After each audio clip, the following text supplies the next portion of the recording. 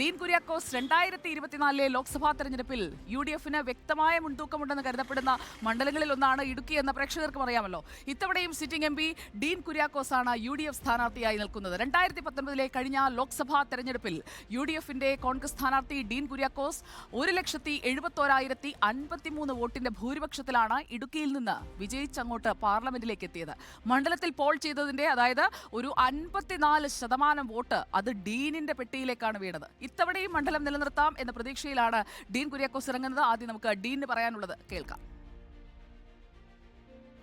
അപ്പോൾ തെരഞ്ഞെടുപ്പിനെ ഏറ്റവും മുന്നൊരുക്കത്തോടു കൂടി തന്നെ നമുക്ക് നോക്കിക്കാണാൻ കഴിഞ്ഞു എന്നുള്ളതാണ്. അപ്പോൾ ആ ഒരു നിലയിൽ ഒരു സിസ്റ്റമാറ്റിക് ആയിട്ടുള്ള ഒരു വർക്കാണ് UDF മണ്ഡലമുടനീളം ഉദ്ദേശിച്ചിട്ടുള്ളത്. ആ ഒരു തരത്തിൽ തന്നെ കാര്യങ്ങൾ മുന്നോട്ട് പോകും. നല്ല നിലയിൽ തന്നെ നമുക്ക് വിജയിച്ചു വരാൻ കഴിയുമെന്നുള്ള ഒരു ആത്മവിശ്വാസത്തിലാണ് കാര്യങ്ങളുള്ളത്. UDF-ൻ്റെ ഉറച്ച കോട്ടയാണ് ഇടുക്കി, കാര്യത്തിൽ യാതൊരു സംശയവുമില്ല.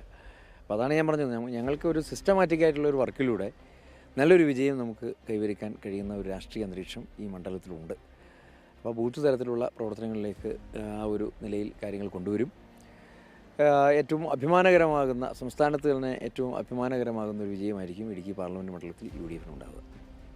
കഴിഞ്ഞ തവണത്തെ ഭൂരിപക്ഷത്തിന് ഒരു ആത്മവിശ്വാസമുണ്ട് കേട്ടോ ഡീനിന്റെ വാക്കുകളിൽ. CPIM നേതാവ് MM മണിയുടെ അധിക്ഷേപ പ്രസംഗം, ഡീൻ കുര്യാക്കോസിന്റെ മറുപടി, അതൊക്കെ ഹൈറേഞ്ചിൽ ഇപ്പോൾ വലിയ ചർച്ചയാകുന്നുണ്ടോ? ഇത്തവണത്തെ തെരഞ്ഞെടുപ്പിൽ അത് എത്രത്തോളം സ്വാധീനം ചെലുത്താൻ സാധ്യതയുണ്ട്? ഇടുക്കിയുടെ വോട്ട് മനസ്സ് ഇത്തവണ ഡീനിനൊപ്പം നിൽക്കുമോ, ജോയ്സിനൊപ്പം നിൽക്കുമോ, അതോ NDAക്കൊപ്പം നിൽക്കുമോ? ആർക്കാണ്, എങ്ങനെയാണ് പൾസ് എന്ന് നമുക്ക് നോക്കാം. ആദ്യം UDF ക്യാമ്പിലേക്ക് Lebi Sajeendran, welcome to good evening.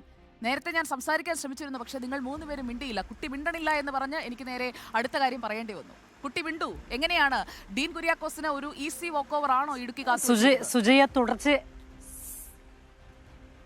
Sujaya തുടർച്ചയായി സംസാരിക്കുന്ന ആളായതുകൊണ്ട് അടുത്ത സെന്റൻസിലേക്ക് കടക്കുകയാണോ എന്ന് കരുതി ഞാൻ വളരെ മര്യാദയോടെ മിണ്ടാതെ നിന്നതാണ്. ഏതായാലും വളരെ ഉണർന്ന് പ്രവർത്തിക്കുകയാണ് UDF ക്യാമ്പ് ഇടുക്കി ജില്ലയിൽ. ഇടുക്കിയെ സംബന്ധിച്ചിടത്തോളം ഏറ്റവും കൂടുതൽ വിജയപ്രതീക്ഷ UDF പുലർത്തുന്ന മണ്ഡലങ്ങളിൽ ഒന്നാണ് ഇടുക്കി. അതിൻ്റെ പ്രധാന കാരണം ഇത് UDF അനുഭാവം, UDF-നോട് പ്രതിപത്തി പുലർത്തുന്ന മണ്ഡലം എന്നത് തന്നെയാണ്. ഇടുക്കിയുടെ ഒരു പാർലമെന്റ് തെരഞ്ഞെടുപ്പിന്റെ ചരിത്രം പരിശോധിക്കുകയാണെങ്കിൽ ഫ്രാൻസിസ് ജോർജും ജോയ്സ് ജോർജും ഒക്കെ അട്ടിമറി വിജയം നേടിയിട്ടുണ്ട് എങ്കിൽ പോലും പൊതുവെ എപ്പോഴും ഇതെല്ലായ്പ്പോഴും UDF-നോട് ആഭിമുഖ്യം പുലർത്താറുണ്ട്. അതുതന്നെയാണ് വിജയപ്രതീക്ഷയുടെ പ്രധാന ഘടകം. മറ്റൊന്ന് MP എന്ന നിലയിൽ ഡീൻ കുര്യാക്കോസിനുള്ള സ്വീകാര്യതയാണ്. ഡീൻ അവൈലബിളായ MP ആയിരുന്നു 5 വർഷക്കാലവും.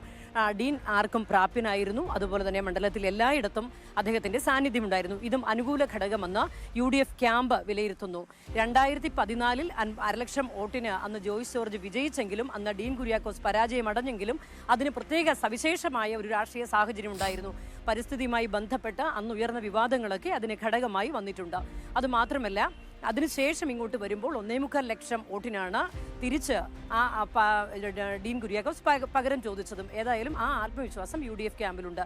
മറ്റൊന്ന്, സുജയ് തന്നെ നേരത്തെ സൂചിപ്പിച്ചതുപോലെ MM മണിയുടെ വിവാദ പ്രസ്താവന അടക്കമുള്ള രാഷ്ട്രീയ കാലാവസ്ഥയും ഡീൻ അനുകൂലമായി വീശുമെന്ന് കരുതുന്നു.